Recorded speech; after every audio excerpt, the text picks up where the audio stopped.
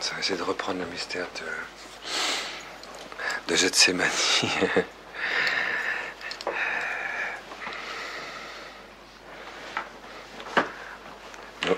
On vient d'entendre dans l'écriture, dans l'évangile d'aujourd'hui, tu ne t'en sortiras pas avant d'avoir payé jusqu'au dernier centime. Pour quelconque chose que tu fais, la moindre pensée. C'est une belle introduction au mystère de Gethsémani, ça. Parce que le premier mystère douloureux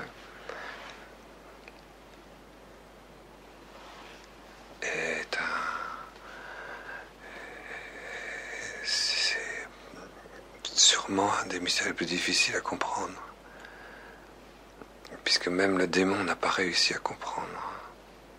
Et le démon, c'est l'intelligence extrêmement affinée. Et on va essayer de demander au bon Dieu, à l'Esprit Saint, vraiment de nous faire rentrer dans le mystère de Gethsémani, le mystère de l'agonie de Jésus, qui est évidemment très très difficile, très difficile. C'est très très difficile de rentrer dans un mystère comme celui-là parce que il touche à des domaines inaccessibles, même par la grâce, à des domaines inaccessibles parce qu'ils ne peuvent toucher en Jésus que ce qui appartient en lui à Dieu seul.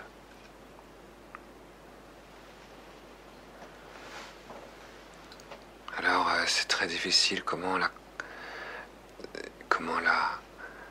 Jésus s'est incarné, et là le Père, le Fils, le Dieu vivant et éternellement vivant, le Créateur, l'Esprit Saint, se sont, pour ainsi dire, concentrés sur la souffrance de Jésus, concentrés sur un arrachement de Jésus, pour arracher Jésus à lui-même quelque part. Et pour comprendre, il y a une remarque de saint Augustin qui me vient à l'esprit juste maintenant, et qui compare le degré d'unité qu'il y a entre les personnes de la très sainte Trinité et le degré d'unité, par comparaison, qu'il y a entre Jésus, entre le Christ, et la divinité de sa personne. Il y a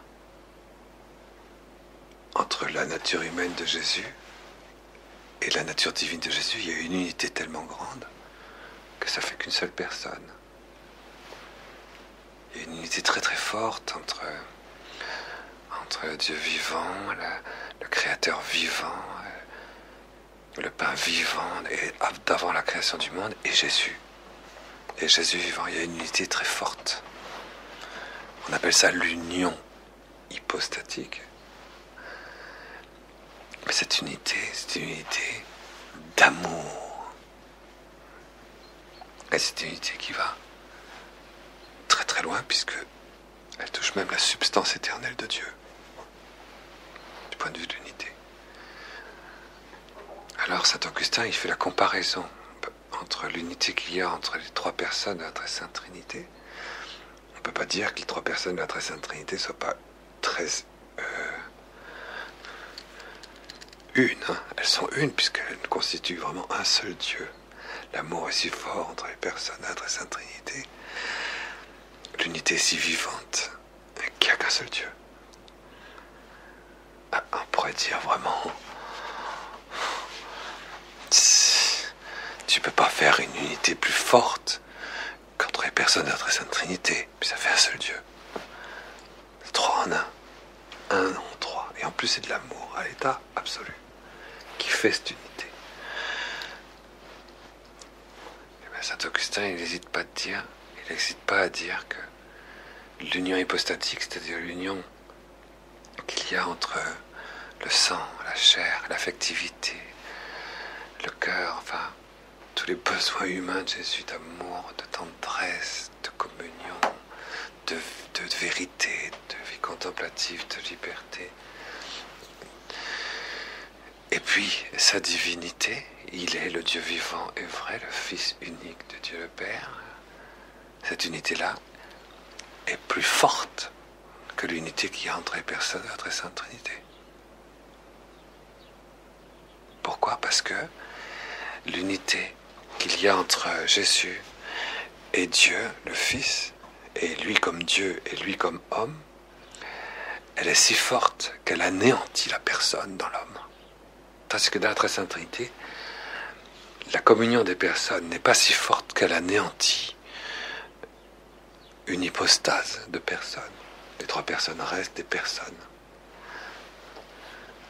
Tandis que c'est vrai qu'en Jésus, il n'y a pas deux personnes. Une personne humaine et une personne divine. Il n'y a qu'une seule personne. Il fallait y penser. Hein. Il fallait y penser. Donc là, ça veut dire que l'union est si forte entre Jésus et le Dieu vivant qu'il est lui-même, que ça dépasse en unité l'unité qu'il y a entre le Père et le Fils, entre le Père et l'Esprit Saint, entre le Fils et l'Esprit Saint, entre l'Esprit Saint et l'unité du Père et du Fils.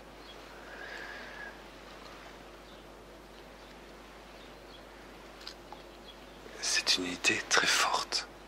Et cette unité, Jésus veut là. Cette unité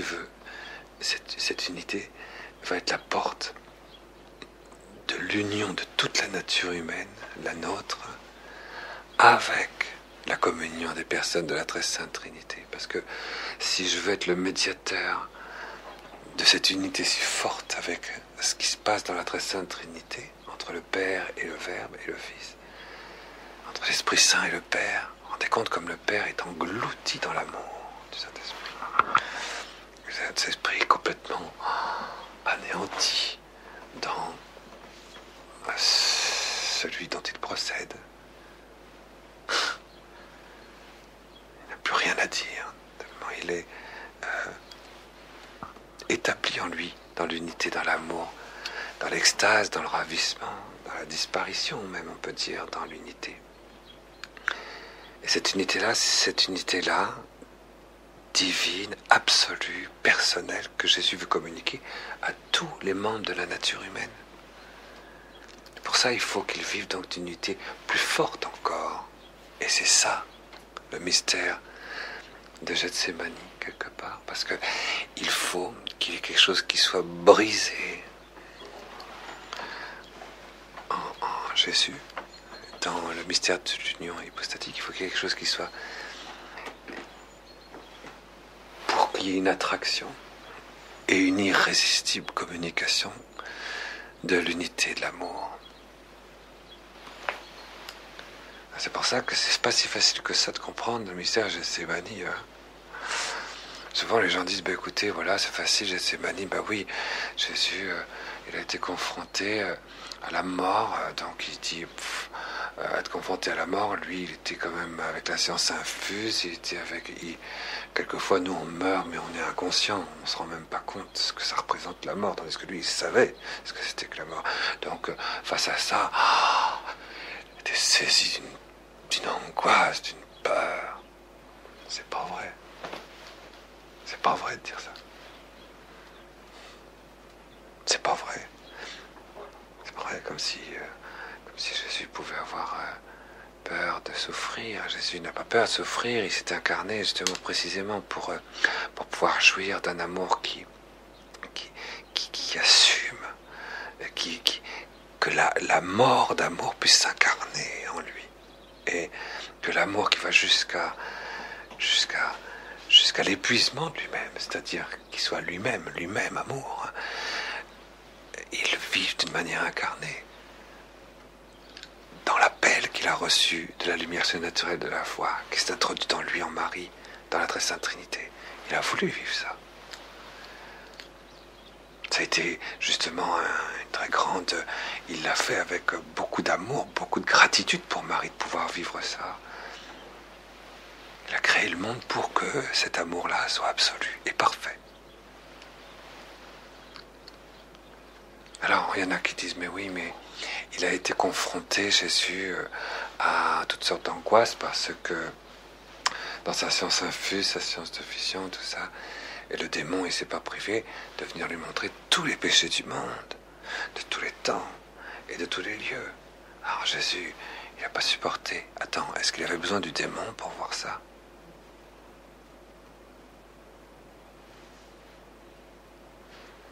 Est-ce que jusque-là, toutes ces choses-là s'étaient voilées à ses yeux? Tota vita Christi crux fuit atque martyrium, toute la vie du Christ, Saint Bernard, c'était la croix et le martyre, une agonie continuelle. Et donc c'est sûrement pas ça non plus. C'est bien de prendre les mystères, on devrait faire comme ça tous les mystères, tout ce que ça n'est pas, quoi. Alors oui, mais alors, ah voilà, oui. Ah bah peut-être que Jésus, il s'est dit, mais quand même, je vais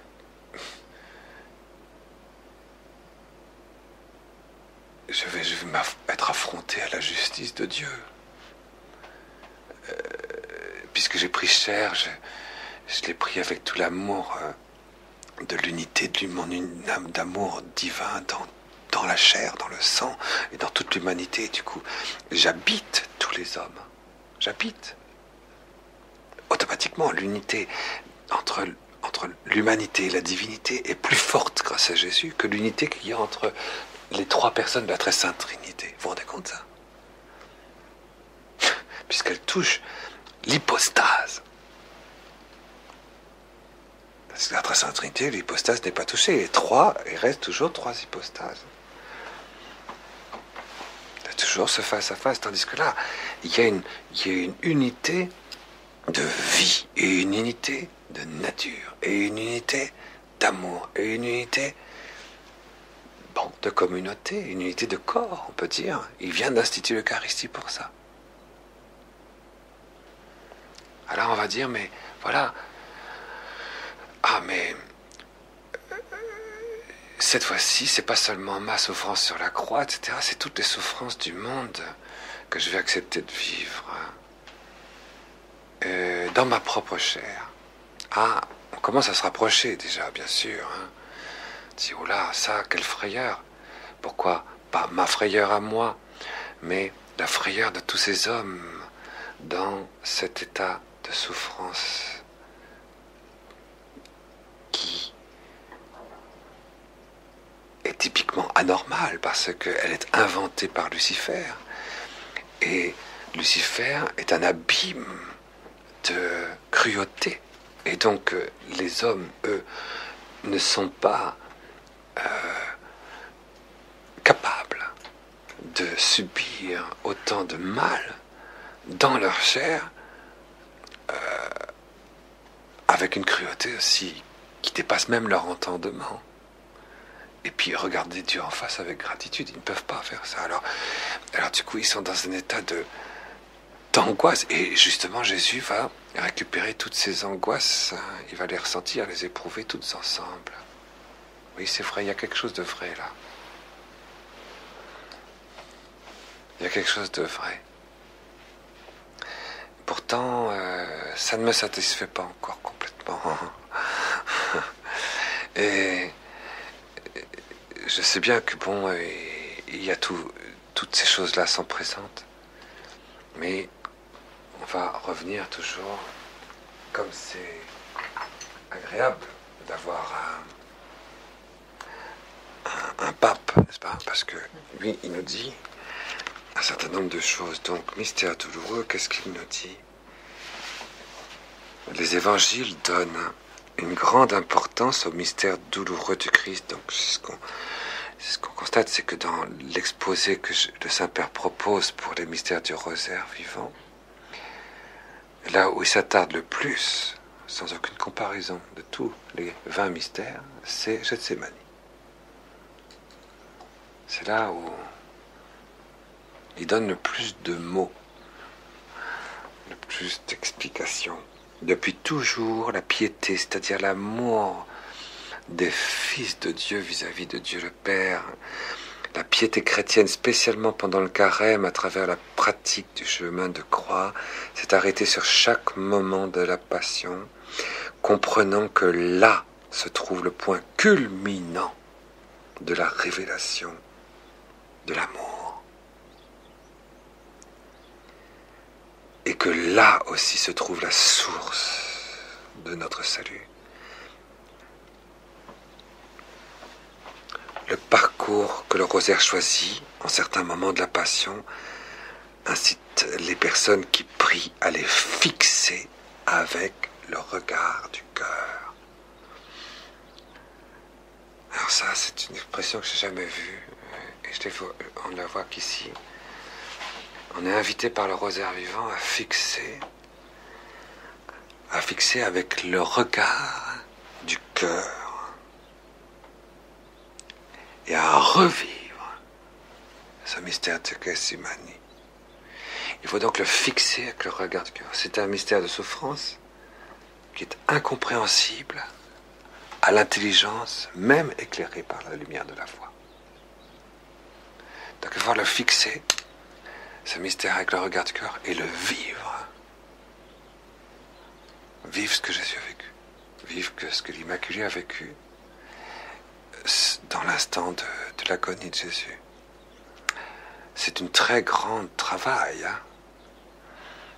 C'est une très grande acte de sainteté chrétienne que de fixer les yeux, les regards de son cœur sur Jésus pour vivre, le comprendre donc, et le vivre avec lui, le vivre avec Marie. Donc ce parcours s'ouvre sur Gethsémani, où le Christ vit un moment particulièrement angoissant.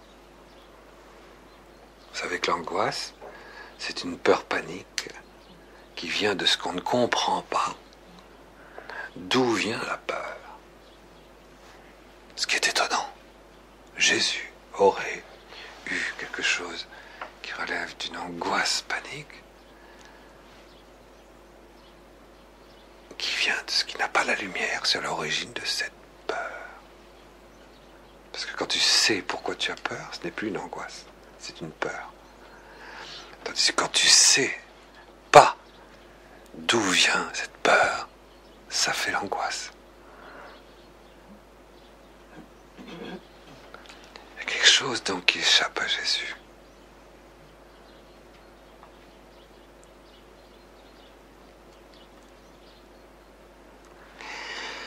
Et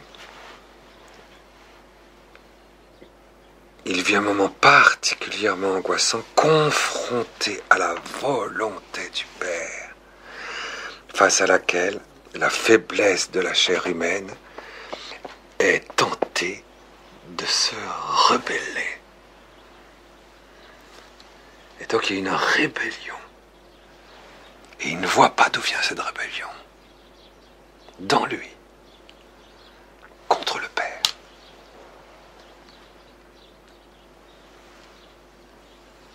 Qu'il voit. Ça veut dire que, on va y revenir, ça veut dire que la tentation qui s'inscrit en lui à Gethsémani pénètre jusque dans sa relation éternelle de fils de Dieu vivant dans le sein de Dieu le Père. Ça pénètre jusque dans la procession éternelle d'avant la création du monde. Permission divine. On voit tout de suite, immédiatement en disant ça, que Gethsémani est un mystère de Marie. Puisque la seule créature qui ait pu pénétrer à l'intérieur de la procession éternelle d'avant la création du monde, par la foi, l'effondrement du Père vis-à-vis du Verbe, et dans le sein de Dieu le Père pour contempler le Verbe, l'assimiler, le produire en la chair, c'est Marie. Donc quelque part, un chemin a été tracé pour atteindre en Jésus ce qu'il y a de plus fragile. Et ce chemin, ça a été Marie. Le démon a donc pu pénétrer. Et c'est là la tentation. C'est là où c'est incompréhensible pour la nature humaine de Jésus. Et c'est là où l'angoisse est née. Mais peut-être, vous voyez, c'est des axes qu'il faut donner. L'Esprit Saint, petit à petit, va. Mais le pape, en tout cas, il dit, à ce moment-là, le Christ se tient dans le lieu de toutes les tentations de l'humanité et face à tous les péchés de l'humanité pour dire au Père que ce ne soit pas ma volonté qui se fasse, mais la tienne. Son oui, son je m'aime, me voici, efface le non de nos premiers parents du jardin d'Éden, d'Adam et Ève. Donc il va vraiment jusqu'à la racine de l'humanité en Dieu.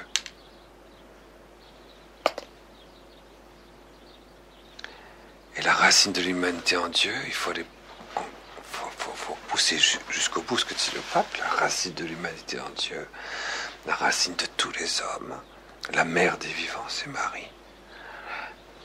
Et là, ici, il a fallu que Jésus efface le nom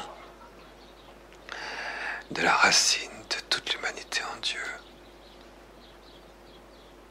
Alors, il faut bien reconnaître que ici, nous avons un deuxième axe de contemplation du mystère Gethsémani qui est facile à comprendre, parce que la racine de notre union de toute l'humanité en Dieu, c'est dans l'acte créateur de Dieu, dans la grâce originelle, dans la mémoire de Dieu. Cette fameuse mémoire de Dieu dans laquelle Jésus s'est inscrit dans l'incarnation et pour laquelle il a établi l'Eucharistie en mémoire de moi. Faites ceci en mémoire de ce qui est mien. C'est pour ça qu'il y a un lien très fort entre l'Eucharistie et Gethsémani. C'est immédiat. Eucharistie, Gethsémani. Et on va essayer de voir ça. Enfin, on va essayer d'ouvrir, soulever quelques voiles là-dessus. Et ce qu'il doit lui en coûter d'adhérer à la volonté du Père apparaît dans les mystères suivants, que sont les autres mystères douloureux. Les autres mystères douloureux, Saint-Père ne s'attarde pas. C'est vraiment... Parce que les autres mystères douloureux, vous savez, on le verra, si Dieu nous prête vie, quoi. Mais sinon, Gethsémani, c'est extraordinaire. Donc Jésus vient de célébrer avec la gratitude absolue de toute la puissance divine et éternelle de son amour. Il vient d'instituer le signe éternel de sa gratitude, l'Eucharistie. Sa gratitude vis-à-vis de l'humanité qui a dit oui.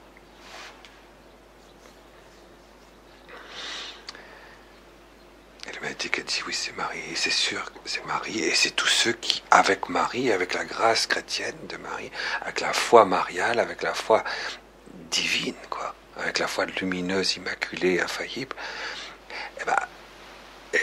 disent oui. Alors là, il y a une gratitude de Jésus qui est très très forte, une reconnaissance. Et c'est avec la force, la puissance de cette gratitude qu'il va affronter, sa Pâque, qu'il va affronter cette grande tentation.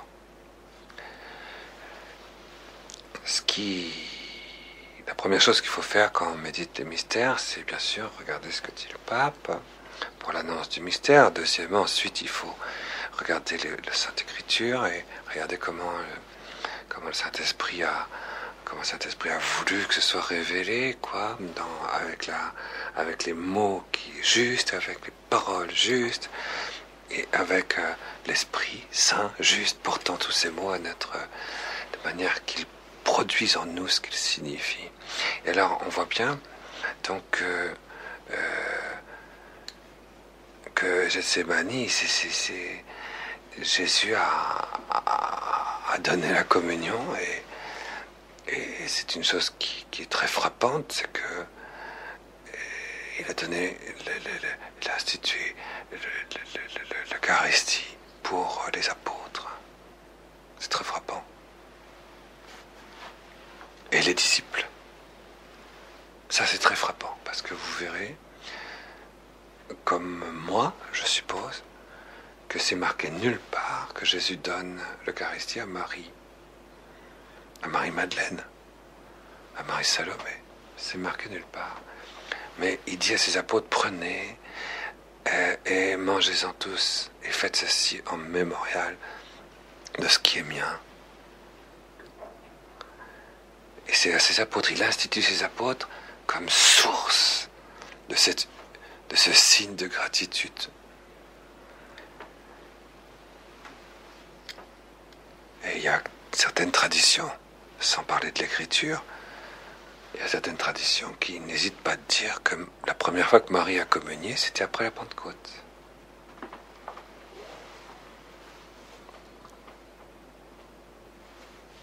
Donc avec l'Eucharistie, il y a eu tout de suite une distance énorme qui s'est établie entre Jésus et Marie. Entre eux deux, il y avait les apôtres, à qui il donnait pouvoir sacerdotal de médiation, alors qu'ils n'avaient pas encore la foi. Puisqu'il est dit dans l'Évangile de Saint Jean, ils n'avaient pas la foi, ils ne croyaient pas encore cru. Quand il tombe, il vit et il crut. Quand il arrive au tombeau, il vit et il crut. Parce qu'il ne croyait pas encore, parce que l'Esprit Saint n'avait pas encore été envoyé. Donc les apôtres étaient établis comme médiateurs sacramentels du sacrement de gratitude. Vraiment incroyable, quoi.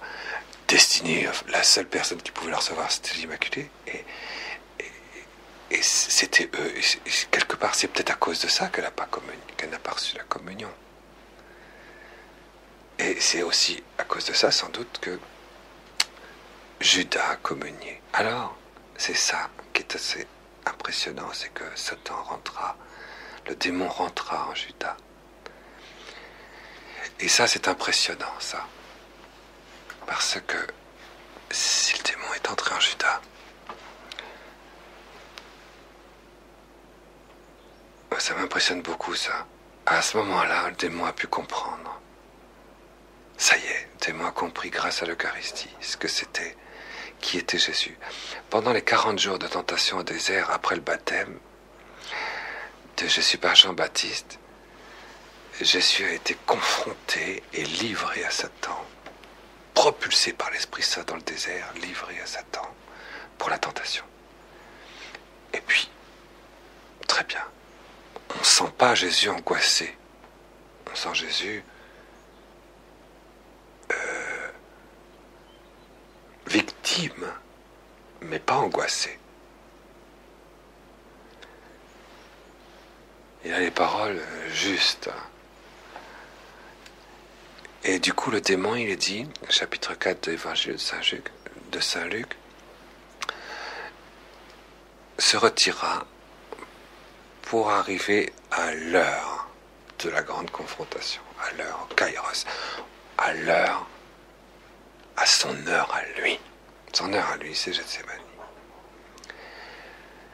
Et pourquoi ? Parce que au moment du baptême, le démon ne savait pas qui était l'Immaculée Conception. Il ne savait pas. Il se doutait bien sûr que Jésus était le Messie. Ça, il le savait. Ça, c'est sûr. Il savait que Jésus était le Messie. Il savait que la conception de Jésus était virginale. Ça, il le savait. Il n'était pas si bête. Il connaissait quand même le prophète Isaïe. Bon, il n'y avait pas de problème pour ça. Il savait que la conception était virginale. Ça, je crois qu'il le savait. Mais il ne savait pas que Jésus était Dieu. Il ne connaissait pas le mystère de cette unité si forte qu'il y avait entre la nature humaine de Jésus. Il pensait que la nature humaine de Jésus subsistait dans l'hypostase du Messie, à partir de quoi tout le monde avait été créé. Mais il ne pensait pas qu'il subsistait dans l'hypostase de Dieu créateur lui-même. Donc il ne connaissait pas non plus le mystère de l'Immaculée Conception. Et c'est deux choses auxquelles il n'avait pas accès. Il ne connaissait pas non plus, du coup, ce pouvoir étonnant que le Christ avait de pouvoir établir en son propre corps le corps de tous ses élus par la subsistance. L'Eucharistie. Mais là, à partir du moment où Judas a communié et qu'il a décidé de livrer le Dieu vivant à la tourmente, je parle de Judas, parce que c'est ce que dit le texte de la Bible, il décida de le livrer. Et le mot grec, ça veut dire livrer à la tourmente. C'est Judas qui a décidé de livrer Jésus à la tourmente. À ce moment-là, le démon est rentré en lui. Et le démon, en rentrant en lui, a saisi ce que c'était que l'Eucharistie. Et donc il a compris que Jésus était Dieu. Alors du coup, la tentation a été à la mesure de la puissance d'amour de Dieu dans le Christ. Et la nature humaine a dû subir une tentation et une tourmente qui dépassait de très très très très très loin toutes les puissances, toutes les forces d'amour surnaturel de la grâce capitale du Christ et du Messie, en qui pourtant sont tous les pouvoirs de la création du monde, puisque c'est en lui que tout a été créé, dans le Messie, dans le principe. Et voilà pourquoi l'angoisse est là. Parce que ça se dépasse tout. Et le démon le démon a pu saisir qui était Jésus. Alors du coup, la tentation, la péraismos a été à la mesure. Vous savez, on est tous tentés à la mesure de nos forces. On se dit souvent, les humains, Jésus était Dieu, après tout, hein, Jésus était Dieu, hein, de tentation, de puissance de l'enfer ne peut pas prévaloir contre Jésus. Donc, c'était gagné d'avance. Attention. Faut pas dire ça. Faut pas dire ça. La tentation est à la mesure des forces de chacun. Donc, il a été mesuré à l'aune de la puissance de son état.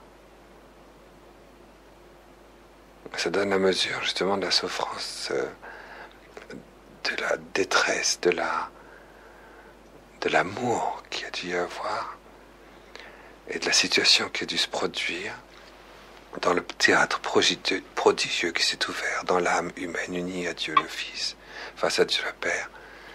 Un théâtre prodigieux où s'est réalisé le plus grand combat qui puisse jamais se réaliser même sur la terre. Même sur la terre.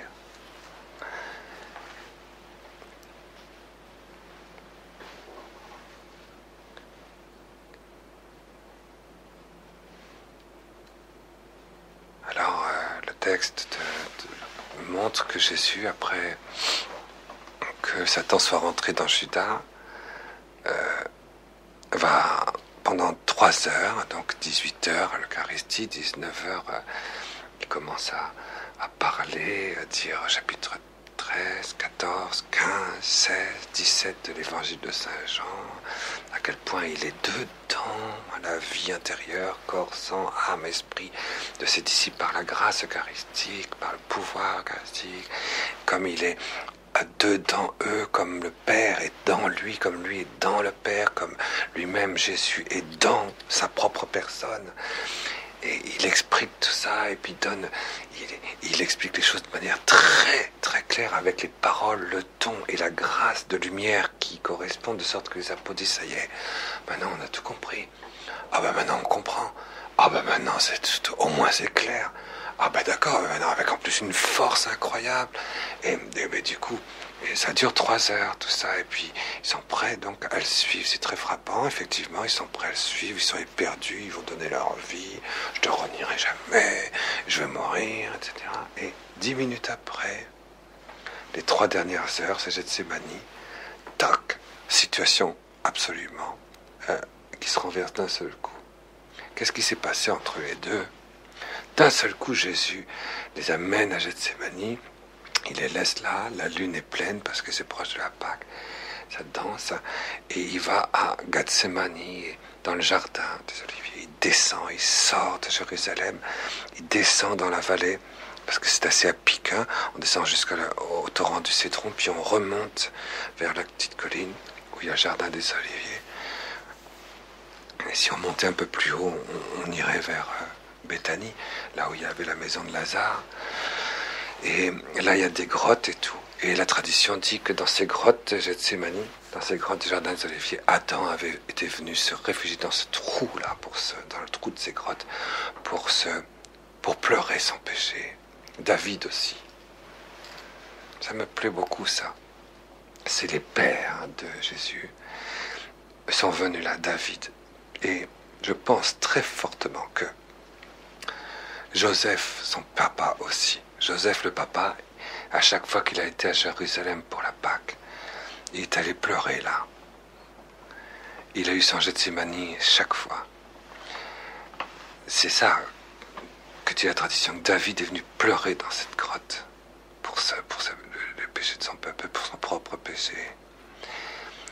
Et Joseph, le papa de Jésus, le lieu même de celui qui est ajusté à la première personne de la très sainte Trinité, est venu. Combien de fois? Je ne le sais pas. Mais en tout cas, il est venu dans ces grottes, ça j'en suis sûr, de Gethsemane, et il a agonisé. Il en est mort. Joseph est mort de cette agonie-là. Il ne faut jamais oublier ça, puisque c'est comme ça que commencent les mystères lumineux. Et Jésus vient là. Donc quelque part, je mets ici entre parenthèses la présence de Joseph, qui est exprimée aussi par un autre aspect. C'est le fait que Gethsemane, ça veut dire le pressoir à huile. C'est Gath, Shemen. Gath, c'est la cuve, la cave à vin, la cuve, truc qu'on creuse dans le sol en dessous pour conserver le vin, mais c'est aussi le pressoir au raisin. Ça c'est Gath. Et Shemen, c'est pour l'huile. Donc c'est le pressoir au raisin. Mais qui fait, c'est extraordinaire d'ailleurs, c'est le pressoir au raisin, c'est le vin qui va donner de l'huile, quoi. C'est fou, quoi. C'est le vin qui donne de l'huile, c'est ça, Gethsemane, c'est ça. On passe de Gath, la cuve à raisin, et la cuve elle est dans la terre, et il vient de donner la coupe de l'Eucharistie. Ah, voilà, donc vous voyez, il y a une autre indication sur Saint Joseph. Pourquoi? Parce que nous savons très très bien que la coupe dans la liturgie juive, c'est le symbole et c'est la présence de la paternité. C'est le père de famille qui donne la coupe à la fin du repas de la Pâque. La coupe, toujours. La coupe, c'est toujours lié au père. C'est toujours le père. Et c'est à la fin du repas. Donc il y a eu l'Eucharistie, mais il y a eu la coupe aussi. Et là, il se trouve que Joseph, il est maintenant dans la terre, dans le lieu de la mort. Il est dans le lieu de la mort. Et là, la coupe de Joseph, c'est la cuve de vin, qui se transforme en huile grasse. C'est Gethsemane, ça. Vous voyez, une autre indication pour montrer, pour pointer qu'il y a la paternité de Jésus qui est présente dans son agonie, là. Je mets ça juste à titre comme ça, de mémoire. C'est à force de poser les éléments, comme petit à petit, on va sentir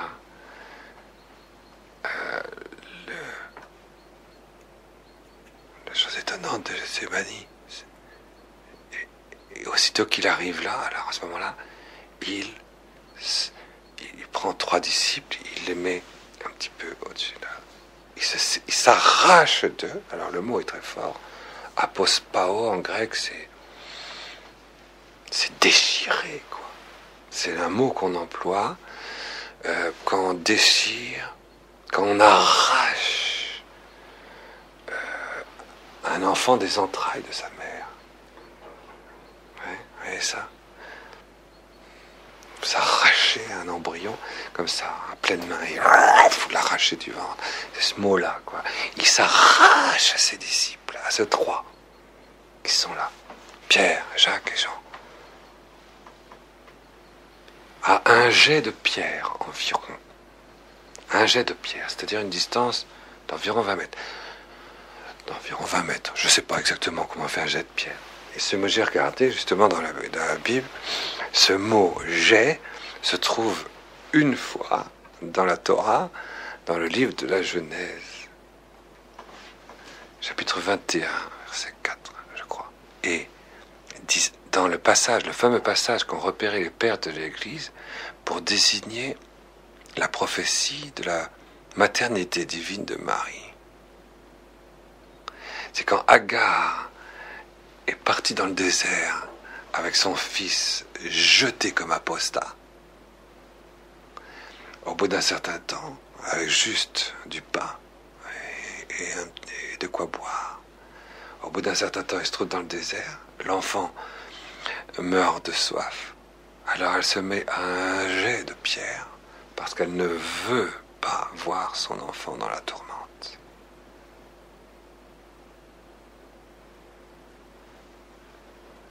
Alors elle se met à un jet de pierre. C'est cette expression-là qui a pour Gethsémani.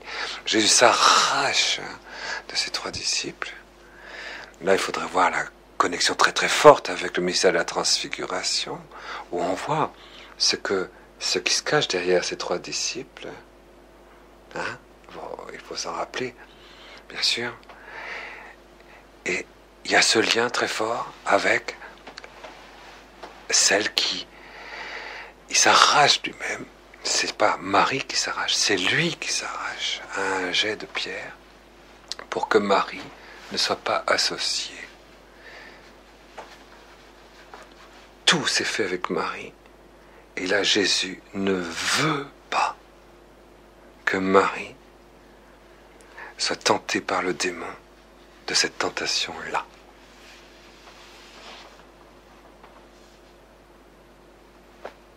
C'est-à-dire pour ça que j'ai le sentiment, moi, mais ce n'est pas dogmatique ce que je dis, hein, pas défini par un père de l'Église ou un docteur de l'Église, mais c'est une tradition, c'est vrai. Je dis que Marie n'a pas communié à l'Eucharistie de la scène du Jeudi Saint. Il y a une distance qui s'est établie. Et voilà pourquoi ces 3 disciples. Marie est restée à Jérusalem. Et il y a la descente jusqu'au Cédron et la remontée jusqu'à Gethsémani. Et il y a la vallée d'Oron-de-Larmes qui les sépare. Et Marie est dans la cité de la Jérusalem. Et elle demeure Immaculée Conception. Elle sera préservée. Jésus ne peut pas accepter que le démon puisse avoir prise sur l'Immaculée Conception. D'ailleurs, il a compris qu'il était Dieu. Il a compris qu'elle était la Vierge perpétuelle. Il a compris qu'elle était pleine de grâce. Le démon. Il a compris l'Eucharistie. Il a compris les apôtres, le corps mystique. Il a compris qu'il était Dieu, mais il n'a pas compris l'Immaculée Conception. C'est la seule chose que Satan n'ait pas compris.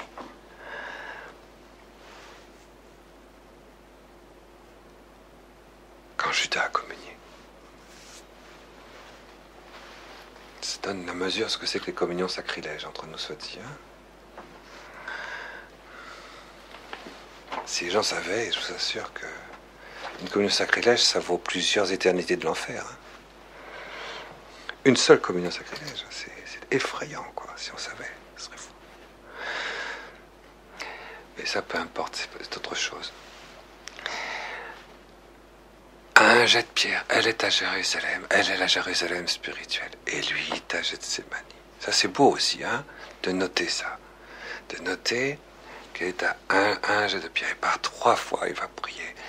Et il va se mettre contre ce rocher, dans ce trou de ce rocher, et il va se prosterner. Alors, ce mot prosterner, comme toujours, peut se traduire autrement. Il est employé dans deux traductions. On peut le traduire prosterner, on peut le traduire en quand un corps se prosterne, il se jette par terre et il tombe par terre. C'est ça, prosterner. Bon, mais la deuxième traduction, c'est quand un corps est tellement disloqué qu'il se démembre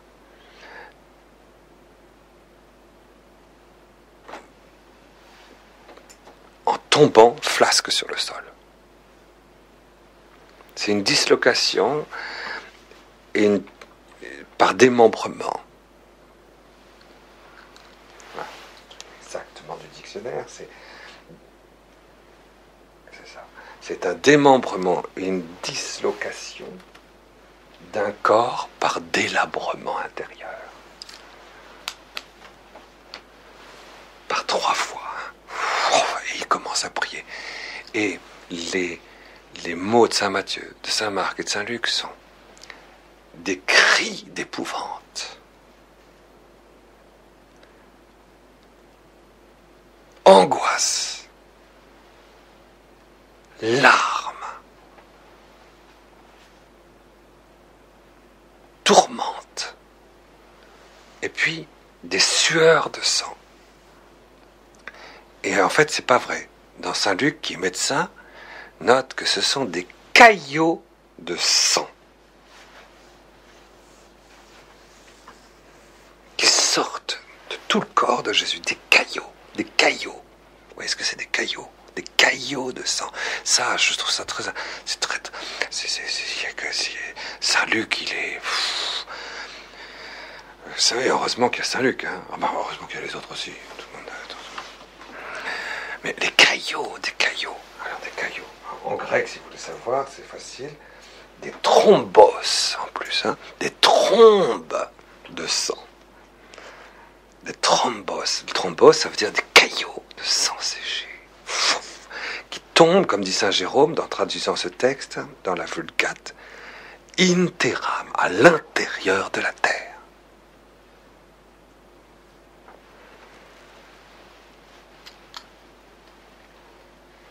Je trouve qu'on n'aurait jamais dû inventer la langue française. On aurait dû garder ces langues extraordinaires, sacrées, quoi. Et Jésus qui pleure, et qui crie vers le Père en disant: Père, que si tu le veux, que cette coupe s'éloigne de moi.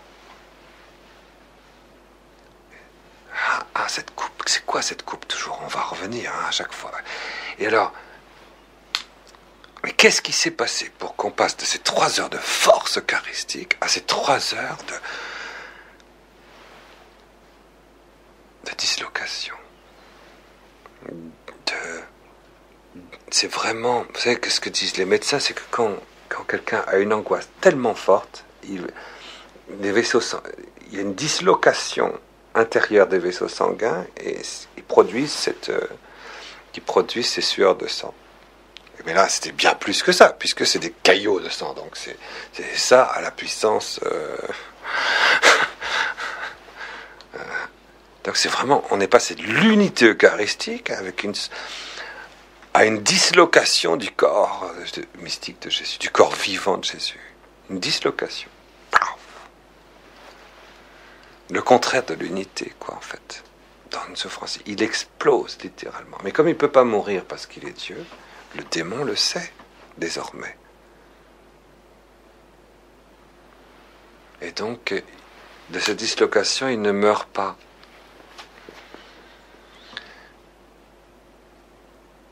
Qu'est-ce qui s'est passé? Eh bien,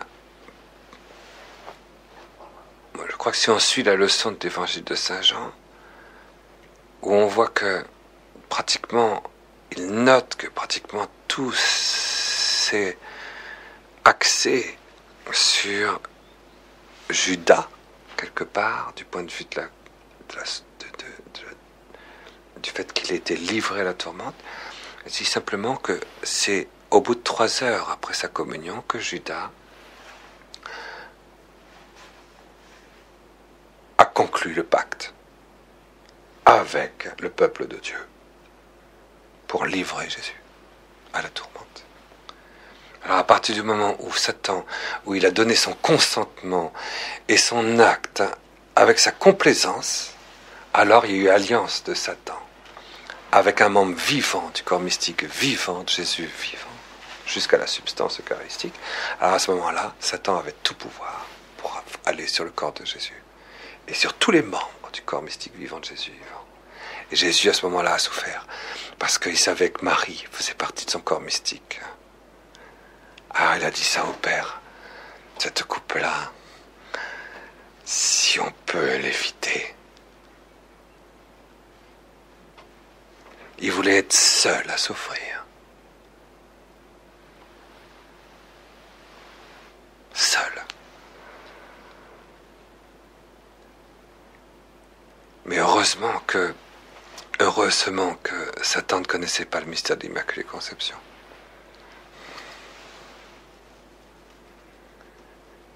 Heureusement que Jésus a fait passer l'Église devant, pour que Marie puisse être co-rédemptrice du monde.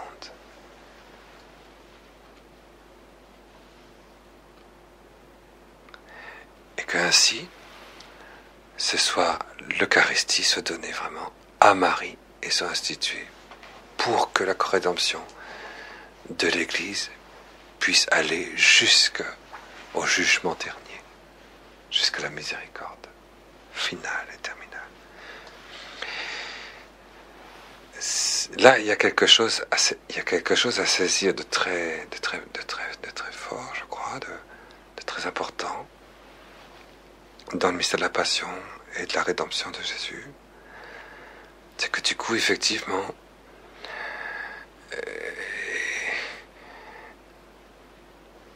et Jésus va vraiment vouloir, et il prendra sur lui tout, jusqu'à la racine. Jusqu'à la racine de l'Immaculée Conception, pour la préserver, jusqu'à la blessure du cœur, jusqu'à tout ce qui peut être sacrilège par rapport à son propre corps, où Dieu vivant est présent dans son corps vivant, ou même quelque chose qui va aller jusqu'à la blessure mortelle de sa divinité. Parce qu'il ne faut pas oublier que toutes les blessures que l'humanité de Jésus va ressentir, éprouver, ne sont à rien, quelque part, à côté de la blessure qui va lui être faite dans son corps une fois qu'il ne ressentira plus rien dans son âme, puisque son âme sera morte et séparée de son corps. Donc quand on va lui donner la blessure mortelle, comme avait dit Dieu le Père à Sainte Catherine de Sienne, là c'est autre chose, c'est Dieu le Fils qui est atteint. C'est le Dieu vivant qui est atteint dans le corps cadavérique de Jésus. Il va accepter jusque-là. Il va tout accepter. Quand dans son humanité, son intelligence, son affectivité humaine, il va accepter d'être confronté à cette souffrance qui atteindra jusqu'à sa divinité. Voilà pourquoi Pascal dit « L'agonie de Jésus dure jusqu'à la fin du monde. »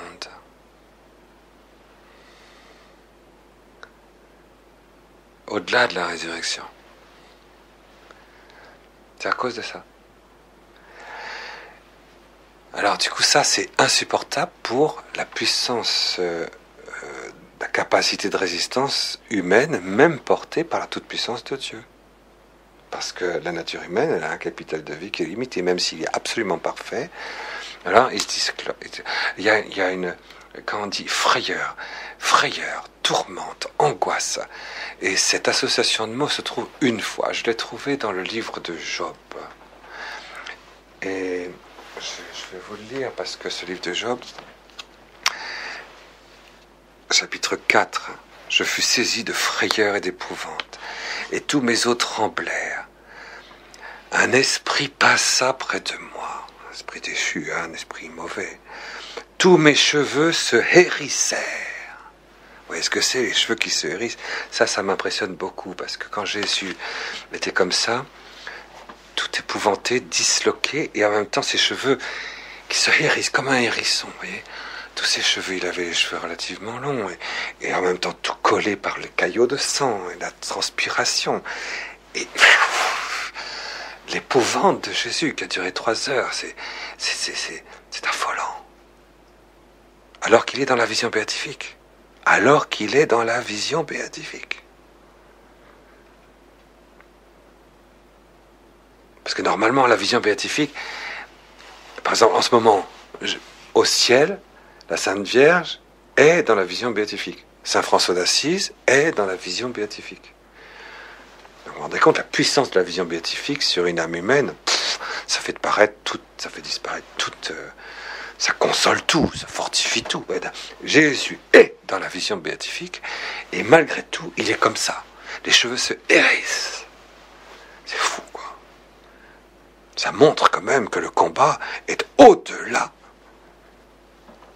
de tout ce qu'on peut imaginer, même de tout ce que le démon même peut imaginer. Le démon lui-même ne pouvait pas concevoir une tentation pareille. C'est vrai, Dieu le Père a ici une place. Tous mes cheveux se hérissèrent. Une figure d'un aspect inconnu était devant mes yeux, d'un aspect inconnu. Et j'entendis une voix qui murmurait doucement, « L'homme serait-il juste devant Dieu? Serait-il pur devant celui qui l'a créé? Si Dieu n'a pas confiance en ses serviteurs, s'il trouve de la folie, même chez ses anges, combien plus chez ceux qui habitent des maisons de chair et de sang et d'argile, qui tirent leur origine de la poussière, qui peuvent être écrasés comme un vermisseau. Du matin au soir, ils sont brisés, ils périssent pour toujours, et personne n'y prendra jamais plus garde. Le fil de leur vie est coupé, ils meurent, et ils n'ont pas acquis la sagesse. Crie maintenant, personne ne te répondra. À quel saint t'adresseras-tu? Alors Jésus va voir les disciples, il se lève en titubant, et il voit qu'ils dorment. Ils ronflent.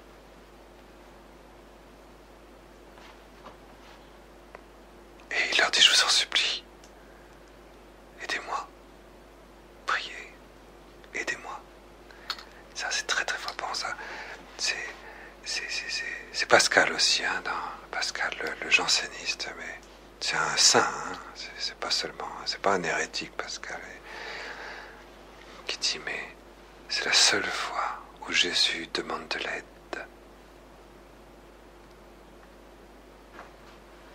Le seul moment où il demande de l'aide à des hommes, à des créatures.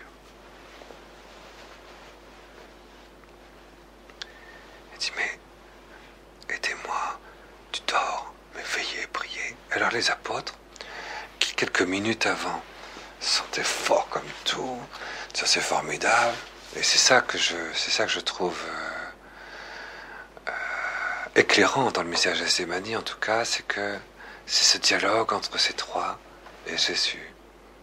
Un jet de pierre, tout est là, la cuve de vin se changeant en huile, en cuve d'huile. Là, ici, c'est très très éclairant, ça. Enfin, c'est des paroles, il y a 4 mots en grec, hein, pour expliquer ces 4 choses que je viens de vous expliquer là, qui montrent tout le contexte dans lequel je dois m'inscrire pour revivre ce que Jésus a vécu. Et les apôtres aussi, et Marie à distance. Et Joseph dans les lieux de la mort. Ils sont tous présents, hein. Directement, on peut dire. Et les apôtres, ils disent, attends, on a quitté tout pour le suivre, on a femme, maison, enfant, on est prêt à tout, persécution, tout ça, mais enfin, au moins, parce que Jésus nous donnera toujours la force. D'ailleurs, il vient de leur dire, mais enfin, est-ce que vous avez déjà, une demi-heure avant, il vient de leur dire, mais est-ce que je vous ai déjà laissé dans la détresse, sans vous réconforter, sans vous aider, sans vous donner tout? Il dit, non, c'est vrai, Seigneur, tout a toujours. Et là, maintenant, il pensait quand même que Jésus serait toujours là, quoi, pour les aider. Et là, c'est eux qui doivent l'aider, alors qu'ils sont dans un état lamentable eux aussi, en même temps. Moins que lui, mais beaucoup moins que lui. Fatigué, appesanti. Et en plus, il faut qu'on l'aide. Et dans cet état dans lequel ils ont été désemparés. Voir Jésus comme ça, c'était effrayant. Il y avait encore bien sûr sa voix. On le reconnaissait à sa voix, Jésus, ça j'en suis sûr. Sa présence et à une certaine lumière diaphane qui émanait de son visage. Mais sinon, comme dit le chapitre d'Isaïe, au chapitre 53, il n'avait même plus à cet instant-là d'apparence humaine tellement il était ravagé. On aurait même dit que ce n'était pas un homme tellement il était ravagé. Mais il y avait encore cette lumière. Et il dit, mais aidez-moi, je vous en supplie alors. Et puis il va reprier. Et puis une deuxième fois, il les voit. Cette fois-ci, ils sont encore un petit peu endormis. La troisième fois, ils le sont moins. Ils se reposent. Ils se reposent. Comme dit Saint Luc. Saint Luc dit, il se repose. Il se dit, d'abord, maintenant c'est fini. Maintenant, c'est fini. Vous vous reposez. Ne vous reposez plus. Il approche celui qui me livre à la tourmente.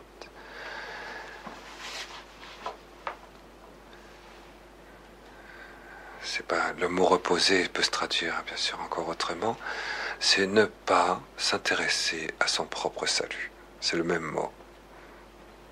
Celui qui se repose, qui ne prie pas avec Jésus dans l'angoisse, c'est quelqu'un qui ne s'intéresse pas à son propre salut. Celui qui ne veille pas et ne prie pas. Vous voyez, des gens, il suffit qu'ils soient dans une chapelle pour dormir. C'est terrible, hein, c'est affreux. Hein. Ça veut dire que leur salut est fait, quoi. Ils n'ont pas besoin du salut. Ah non, bien sûr que non. Enfin, bien sûr que non. Je dis, ah non. Il approche celui qui me livre à la tourmente. Levez-vous.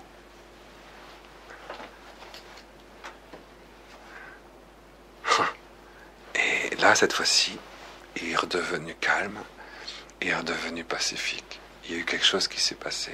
Et Saint Luc dit oui, un ange, ap Oranos, c'est-à-dire du fond et très profond des hauteurs du ciel, est venu vers lui pour le rendre fort. Et vous voyez, là, ici, on sent, derrière cette parole-là, qu'il y a eu quelque chose qui s'est passé.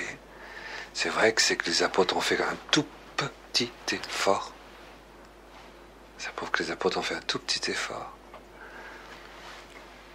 De compassion, de communion, de supplication, que sais-je, même pour le ramener tout titubant à un jet de pierre de là, pour revenir à leur place. Écoutez ce qu'ils disaient comme prière, s'unir à lui autant qu'il pouvait, et grâce à ça, il y a eu, grâce à ça, puisque les apôtres sont devenus depuis l'Eucharistie les médiateurs entre Marie et Jésus, entre Jésus et Marie, ils sont devenus les prêtres, faites ceci en mémoire de moi. Alors Marie de Jérusalem a pu faire son acte de foi qui fait le fond du mystère marial de l'agonie de Jésus à Gethsémani. Elle fait un nouvel acte de foi pour accepter cet arrachement, pour accepter cette déchirure.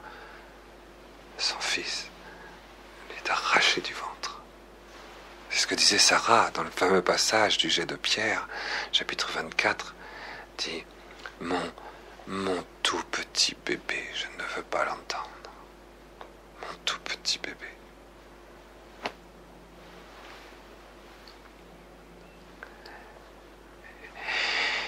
Et en fait, c'est Jésus qui dit mon tout petit bébé. Son tout petit bébé, c'est Marie. Il est confronté à l'heure de la rédemption. Et son bébé à lui, c'est l'Immaculée Conception. Je ne veux pas entendre. Et il la place. Et Marie comprend que elle ne doit pas mourir avec Jésus.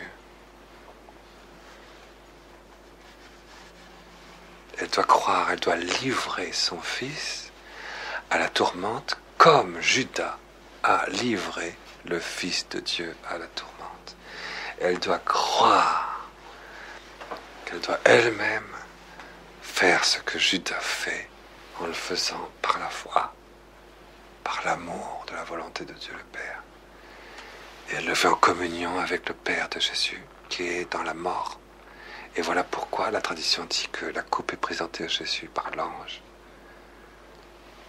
comme une force. Si Jésus avait été tout seul, pour subir la tentation de Gethsémani, il serait tombé. Ça dépassait les forces du Messie. Et ça, c'est très fort de comprendre ça. Voilà pourquoi Jésus a besoin de l'aide de l'Église. Et sans l'aide de l'Église, sans l'aide d'une foi qui va encore plus loin en Marie, pour souffrir avec lui, dans la corrédemption du monde, il ne le peut pas résister à la tentation de Gethsémani. C'est impossible. C'est pour ça que c'est le seul moment où Jésus demande de l'aide. Ici, il ne souffre aucune souffrance de la part des hommes. Il souffre une souffrance qu'il s'inflige lui-même, en tant qu'il est Dieu. C'est son amour qui ne veut pas. Qui ne peut pas. Alors, il y a cette aide qui est apportée. L'acte de foi de Marie fait venir du ciel l'ange. Et cette fois-ci, c'est l'ange qui va permettre à Jésus d'incarner son oui à nouveau. Que ta volonté se fasse et pas la mienne. Et cette fois-ci, il l'inscrit du dedans d'une foi de Marie qui lui est apportée par la médiation et des apôtres et du monde angélique et du fond du ciel. Ce qui montre bien que vous voyez, qu'il y a un arrachement qui s'est fait et qui a été permis par Dieu. C'est très fort. Alors évidemment, il faut fixer dans ce mystère les yeux de notre cœur sur le fond de ce mystère pour le vivre, pour le revivre, pour faire comme membre vivant de Jésus vivant, que le Dieu vivant en nous et Jésus vivant en nous, puisque nous sommes les membres vivants du Christ, revivre en nous ce mystère par la foi, par le rosaire. Et que Marie va engendrer en nous, pousse en nous cette force de vivre ce mystère avec Jésus. Et de dire oui à la volonté de Dieu le Père, à travers tout.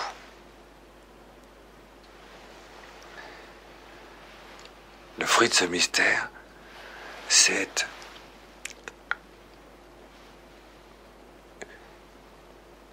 un état de tourmente absolue dès qu'il s'agit de la moindre chose qui est contraire à l'amour. Dès qu'il s'agit de la moindre chose qui est contraire à l'amour, à la volonté de Dieu le Père, quelque chose qui est tout à fait, la moindre chose qui soit contraire à la volonté de Dieu le Père, la moindre, ça nous met dans un état de tourmente, d'agonie, de mort, de dégoût total, substantiel, absolu. Voilà le fruit du mystère. Le fruit du mystère, ce n'est pas la haine du péché, c'est plus que ça, quoi.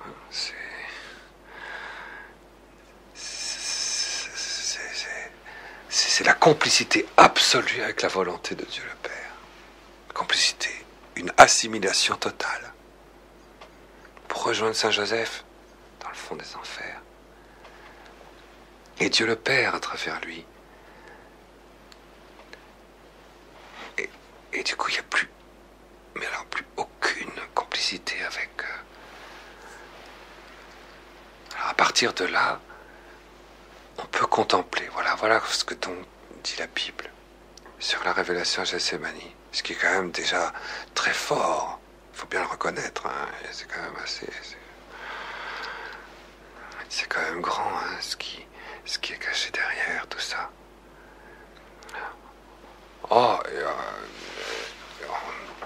Comme la dernière fois, on avait regardé les lettres à chaque fois. On fait pour Cana, on a fait ça pour Tabor, je crois, on a fait ça pour... Alors, Gethsémani, oui. Faisons ça avec les lettres juives, parce que ça donne aussi une indication.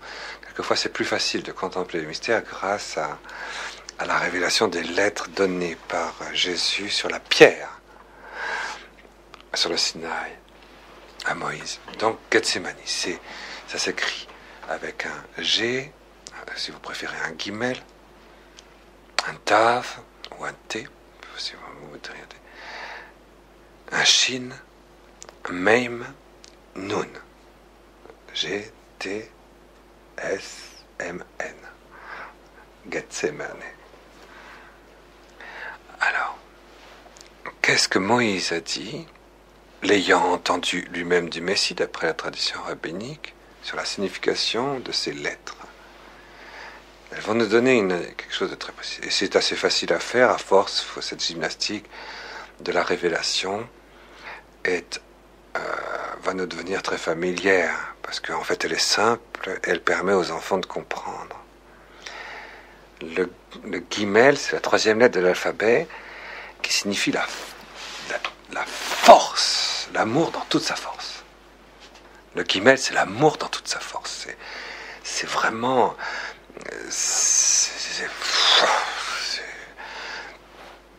même que tu es entouré d'une absence totale d'amour, c'est un chameau à travers le désert, absence totale d'eau, il peut traverser le désert, il est toujours là, il continue, traverse le désert. C'est le chameau, quoi. C'est le contraire de l'orgueil, quoi. Ces chameaux, vous avez déjà vu des chameaux en Afrique, je sais pas, mais ils sont extraordinaires, les chameaux. Quand ils s'arrêtent, ils se mettent à genoux. C'est extraordinaire, les chameaux. On peut pas ne pas voir s'ils se mettent à genoux, quoi. Ils se mettent à genoux. Et puis ils baissent la tête. Puis ils te mettent dessus, alors. Et c'est extraordinaire. C'est vraiment... Ils ont des ressources d'amour, ils traversent tous les déserts. Guillemets, la force, c'est vraiment la force, l'amour dans toute sa force. Le Aleph, c'est vraiment l'adoration, le silence, l'admiration devant Dieu, qui bête, deuxième lettre de l'alphabet, c'est vraiment l'amour incarné, quoi, dans l'homme et la femme, dans la clôture intime de l'homme et de la femme pour vivre à l'infini. De cet amour dans l'image, ressemblance de Dieu. Mais alors du coup, vivre des deux, de l'amour de Dieu et de l'amour, c'est l'amour dans toute sa force. C'est Guimel, c'est la troisième lettre. C'est l'amour dans toute sa force. Donc le script en écriture rabbinique, ça s'écrit comme ça s'écrit avec une espèce de verticale, comme ça, si je peux dire, légèrement arrondi. Voilà. Et un petit crochet vers le bas. Ce qui veut dire, l'amour dans toute sa force pénètre jusqu'au fond du ciel et jusqu'au fond des enfers, jusqu'au fond de la terre. C'est ça, l'amour dans toute sa force atteint du fond des enfers jusqu'au fond du ciel, de Saint Joseph jusqu'à Dieu le Père. Gethsémani. Il se fait ce lien, quoi, entre le fond de la mort et le fond de la vie éternelle. Et puis, comment ça se fait? C'est l'amour. Ah oui, mais si jamais il n'y a pas d'amour, alors à ce moment-là, s'il n'y a ni adoration, ni amour du prochain, l'homme et de la femme, ni Aleph, ni Beth, alors à ce moment-là, ce guillemets se transforme en symbole de l'orgueil. C'est-à-dire que je me dresse contre Dieu et je m'accroche à l'enfer. Je m'accroche à la terre. Je m'accroche à l'enfer pour me dresser contre Dieu. C'est beau, les petites explications rabbiniques de Moïse. C'est Jésus qui avait expliqué ça, le Messie qui avait expliqué ça à Moïse, il y a 3700 ans. Hein, bon. Alors le Tav, oui, alors cette force de l'amour, Jésus, au fond, il se trouve confronté à ces deux formes du guimel. Et c'est ce qui va faire sa croix, précisément. Et oui, parce que dans son corps mystique, il va y avoir celui qui se dresse contre Dieu en s'accrochant au terrestre, c'est Judas et le démon. Dans son propre corps, eucharistique. Et vous comprenez bien que le démon, il a dit, attends, il faut que tu renonces à ton corps eucharistique, au moins ça, pour respecter Dieu. Tu peux obtenir la même chose sans briser ton corps divin et ta divinité incréée quand même. Dans le Tav, Gethsémani, le Tav, c'est quelque chose, c'est la croix. C'est la dernière lettre de l'alphabet. Jésus avait dit, je suis l'alpha et l'oméga. Mais en araméen, c'est je suis l'aleph et le taf. Je suis la première et la dernière lettre de l'alphabet. Je suis l'alpha, c'est-à-dire le créateur, enfin, et puis le taf, le signe. Et donc, toute la force de l'amour, elle va s'inscrire dans le taf, c'est-à-dire dans la croix de Jésus. Dans le taf, Gethsemane, le taf, c'est quelque chose, c'est la croix, c'est la dernière lettre de l'alphabet. Jésus avait dit, je suis l'alpha et l'oméga. Mais en araméen, c'est je suis l'aleph et le taf. Je suis la première et la dernière lettre de l'alphabet. Je suis l'alpha, c'est-à-dire le créateur, enfin, et puis le taf, le signe. Et donc, toute la force de l'amour, elle va s'inscrire dans le taf, c'est-à-dire dans la croix de Jésus. C'est ça qui fait le pressoir raisin. 4. Et puis, et cette toute force de l'amour, et cette confrontation pour vaincre l'orgueil dans l'unique signe de la croix, va se réaliser dans la chair, Chine. Dans ce qu'il y a de plus bas dans le monde spirituel créé par Dieu, c'est-à-dire dans le corps spirituel de Jésus, dans le corps spirituel humain, dans de la poussière, dans de l'argile spirituelle. C'est pour ça qu'il est brisé. Ça, c'est le Chine. Alors du coup, pourquoi? Pour que ça puisse être fécond, même, pour que ça puisse engendrer une purification, le même, les 40 jours du même, dans un oasis qui se prolonge continuellement jusque dans l'éternité non. Voilà, ça c'est Gethsemane, c'est vraiment extraordinaire. Ce que Jésus a fait Gethsemane, une fois qu'il l'a fait Gethsemane, tout est fait. Et c'est trop beau de voir ça.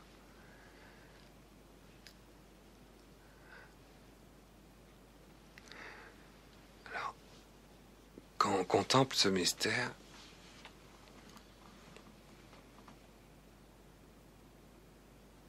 il faut comprendre que c'est un mystère toujours pareil, puisque le Saint-Père, on se met vraiment dans la ligne de ce que le Saint-Père dit pour les mystères lumineux, puisque ces mystères lumineux sont des mystères du rosaire vivant, et le soubassement caché, c'est la parole, la présence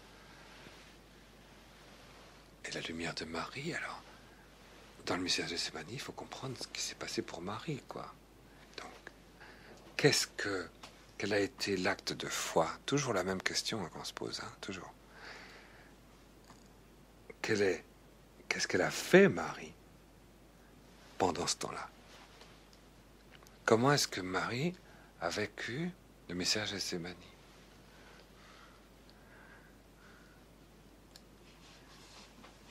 D'abord, remarquez bien une chose, c'est que Marie a vu le mystère de l'Eucharistie. Bon, et encore une fois, bien sûr, c'est une interprétation personnelle.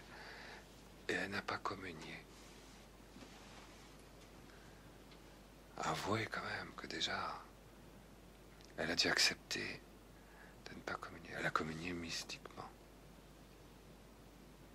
Elle a fait la communion spirituelle à l'Eucharistie.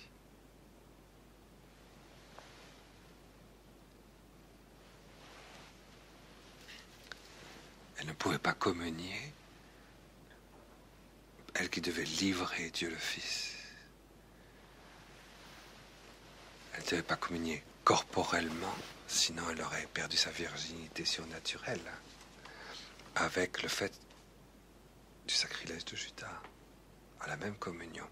Elle ne pouvait pas. Je pense que c'est ça, moi. Et Jésus ne lui a rien dit, bien sûr, mais elle ne pouvait pas tout comprendre, mais n'empêche qu'elle a compris que Jésus célébrait l'Eucharistie pour elle, pour lui se donner à elle en action de grâce, mais qu'elle ne pouvait pas communier tant qu'il n'y avait pas l'absolution de la blessure du cœur de Jésus. À ce moment-là, elle recevra dans la transverbération cette absolution pour pouvoir communier au-delà de la puissance de Satan sur le corps mystique de l'Église. En faisant ça, elle a institué l'Église dans son infaillibilité jusqu'à la fin du monde. Les puissances de l'enfer prévaudront jamais contre elle.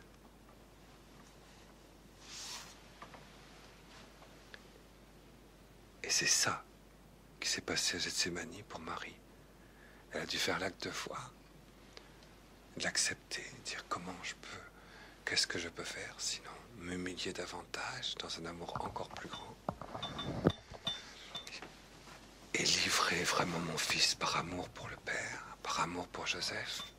Quitte à ajuster à Dieu le Père, je m'ajuste à la volonté du Père et je livre ce fruit de mes entrailles à Satan. Parce que c'est la volonté de Jésus. C'est sa volonté, c'est le seul réconfort que je puisse lui apporter. C'est un arrachement pour moi, mais vous voyez, il faut essayer de rentrer dans cette contemplation de Marie. Et comment elle dit, mais moi je ne peux pas faire ça, c'est pas possible. Je ne le peux pas si je ne peux pas, je n'ai aucune connaissance des forces humaines qui me permettent d'accepter ça. Et de vivre ça comme ça, c'est impossible. Alors, je crois que la communion mystique et spirituelle de l'Eucharistie a été son ange Gabriel pour le dire, t'inquiète pas, c'est l'Esprit Saint va supervenir en toi et tu seras pris par la volonté du Père. Et du coup, tu pourras apporter la coupe de fortification à Jésus à Gethsémani.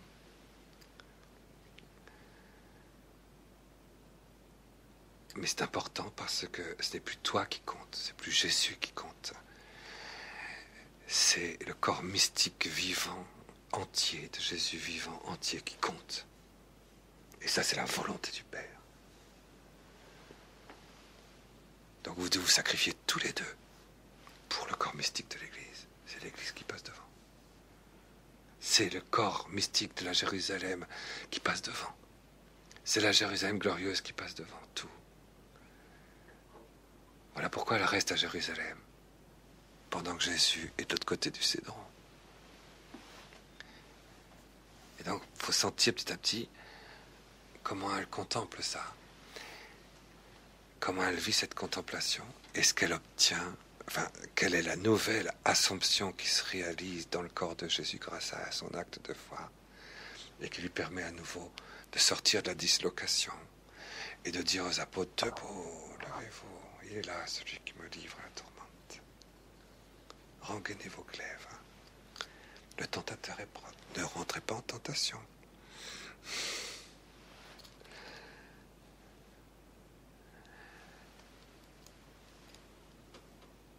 C'est un très très beau, un très grand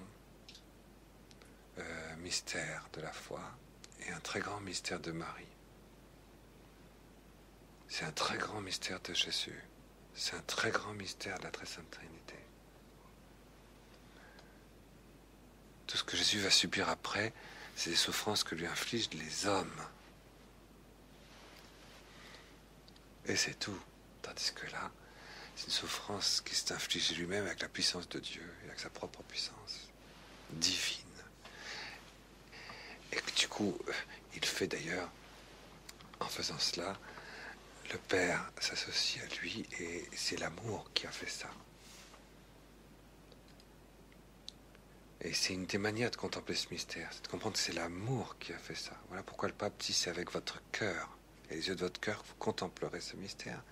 Parce que là, c'est avec l'amour que ça s'est réalisé entre le Père et le Fils. C'est l'Esprit Saint.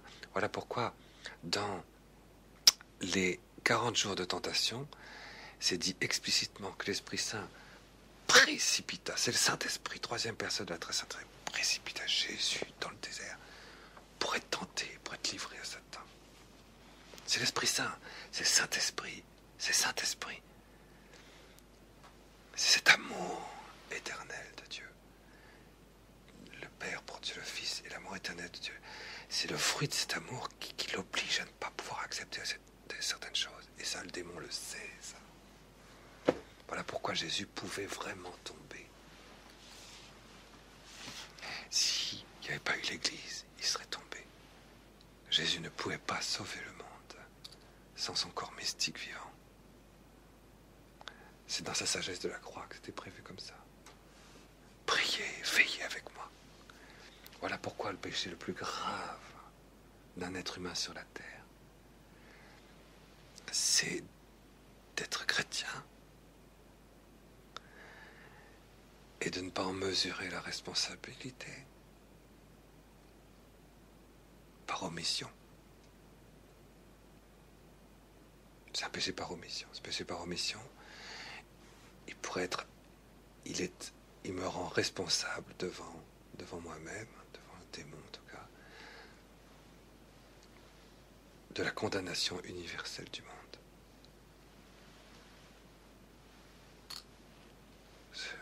J'ai menti, j'ai volé, bon.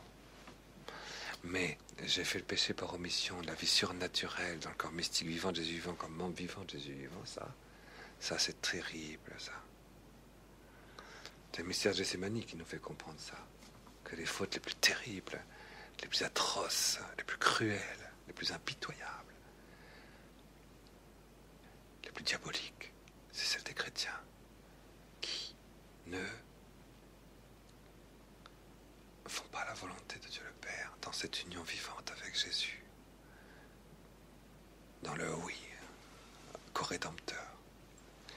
Et enfin, le troisième aspect, parce que là ici on a vu donc la tentation, on a vu la coupe, et maintenant il faut voir aussi l'heure, mais je vais très vite parce que j'ai été trop long. C'est les trois aspects de Gethsémani. L'heure, voici l'heure est venue. Et l'heure, Jésus a été confronté à l'heure finale. C'est un autre aspect, ça. Parce que 3 fois Jésus s'est disloqué au sol. Hein. Donc, c'est quoi cette heure? Cette heure, elle désigne le fait que Jésus, et le démon le sait, c'est le Messie qui viendra pour juger les vivants, c'est les morts. Il le sait, le démon le répète par exemple dans le Coran, que Jésus, Sinaïsa, viendra juger les vivants et les morts, le jugement. Donc, Jésus, il ne faut pas l'oublier, et ça je le dis très rapidement, il vient de dire en mémorial, dans le anamnésis, dans le mémoire de ce qui est mien, jusqu'à la substance de ma mémoire substantielle, dans votre mémoire substantielle à vous. Je réalise l'Eucharistie. En faisant ça, il rejoint en nous, par l'Eucharistie, dans le corps mystique de l'Église, nous qui en sommes les membres, il rejoint et notre corps originel, vous vous rappelez, nous l'avons vu ça, dans l'Eucharistie, et notre inscription dans le livre de vie qui est dans l'éternité. Mais si par le péché nous avons effacé ça, et il vient de l'instaurer dans l'Eucharistie, or voilà que nous ne l'aidons pas. Et voilà qu'on le trahit, on se livre à Satan pour faire un sacrifice à Satan de Jésus.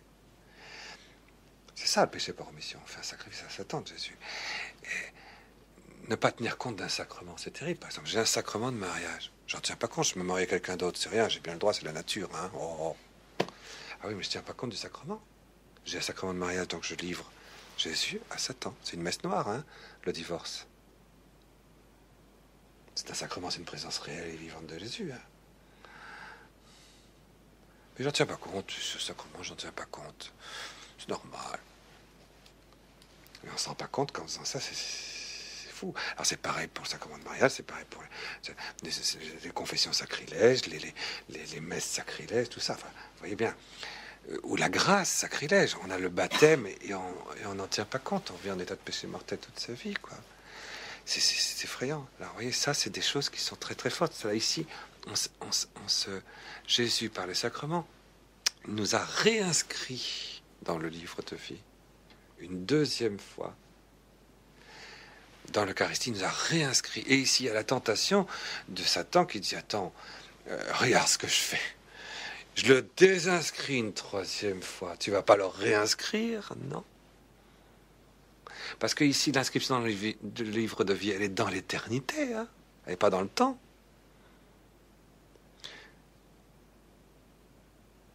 Et Jésus est confronté à ça avec la puissance du Saint-Esprit, c'est-à-dire l'amour, de la miséricorde. Dieu, le Père, veut que tous soient sauvés. Par Jésus.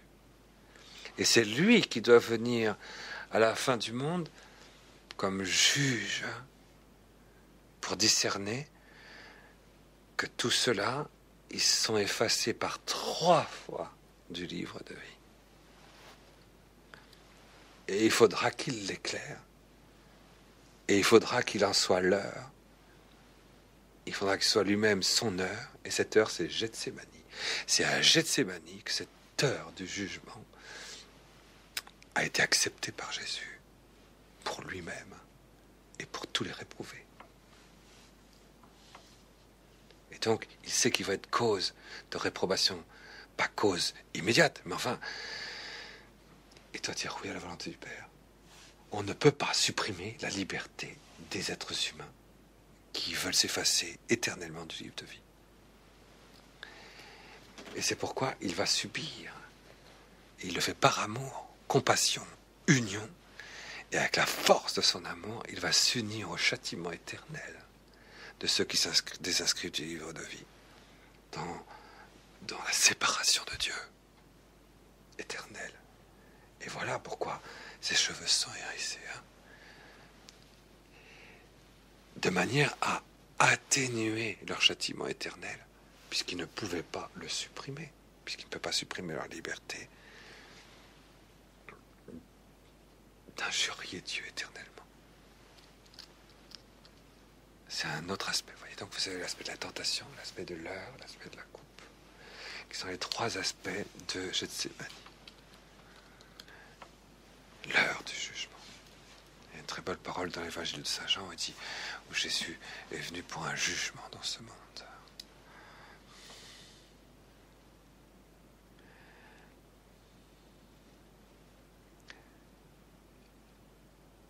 Et le pape en parle dans l'Église de la miséricorde de Dieu le Père, dives, riche en miséricorde.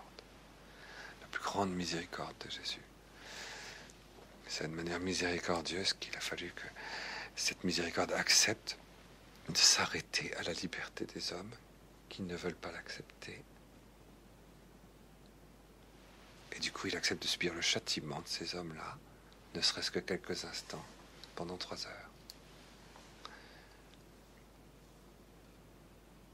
Alors il y a une nuit par rapport à la vision béatifique qui se fait dans sa propre humanité et qui fait que c'est évidemment épouvantable. Donc ça donne la mesure du péché, c'est l'enfer. Et c'est cette peine de la damnation. Et Gethsémani nous donne ce sens très fort de ce que représente notre liberté lorsqu'elle ne s'inscrit pas dans notre oui originel, dans notre oui inscrit dans le livre de la vie, et dans le oui de Marie et de Jésus, à l'intérieur de la procession du Saint-Esprit.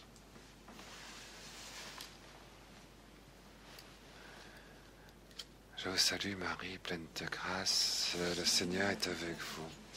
Vous êtes bénie entre toutes les femmes, et Jésus, le fruit de vos entrailles, est béni. Sainte Marie, Mère de Dieu, priez pour nous pauvres pécheurs, maintenant et à l'heure de notre mort. Amen.